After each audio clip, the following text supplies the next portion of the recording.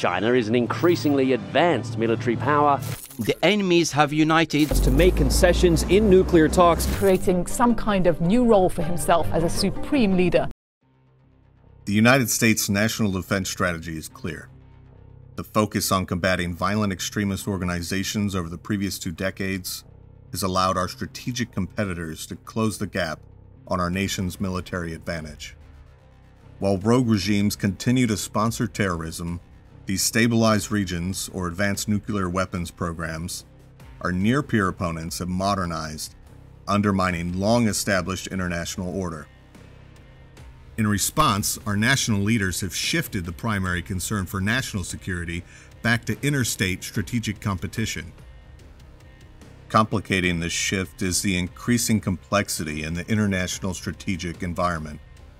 Rapid technological advancements that change the nature of war have led to ambiguous conditions where military, political, social, and economic realms overlap, and where all domains can be contested simultaneously. In an emerging world of protests and pandemics, of deep fires and deep fakes, there are no longer any easy answers. There is, however, the 1st Special Forces Command, the nation's Army Special Operations Division. Comprised of 3 interdependent Army Special Operations regiments, it is uniquely organized, manned, trained, and resourced to operate in complex, ambiguous environments. While our roots began in World War II with the 1st Special Service Force and Office of Strategic Services, the command now consists of more than 20,000 people, with elements deployed to over 70 countries.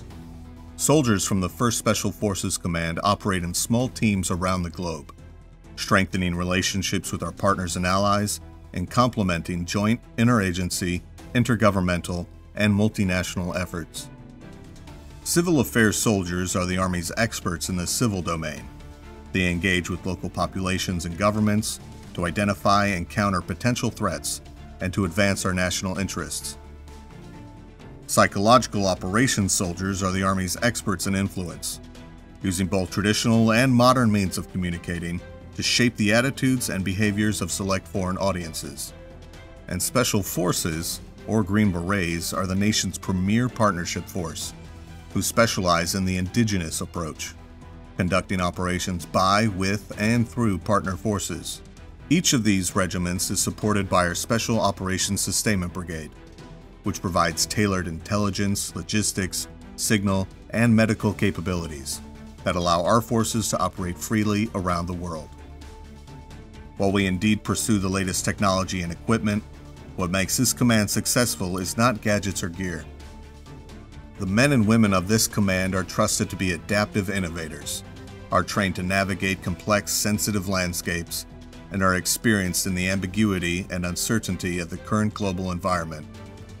They're regionally aligned, which fosters language proficiency, promotes deep cultural understanding, and forges those lasting relationships which make our teams trusted partners worldwide. As our strategic attention shifts to a new global competition, our military will be entrusted to deter adversaries, bolster allies, enable interagency partners, and maintain stability in key regions. There is no unit more capable to take on these tasks and maintain the United States' role as a beacon of freedom around the world. We are the nation's Army Special Operations Division. We are the 1st Special Forces Command.